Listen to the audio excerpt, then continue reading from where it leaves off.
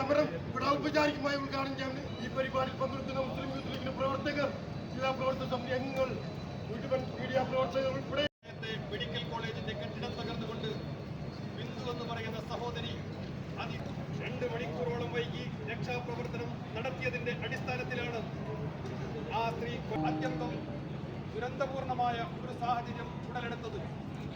അങ്ങനെ രക്ഷാപ്രവർത്തനം വൈകിക്കുന്ന സാഹചര്യമുണ്ടായി.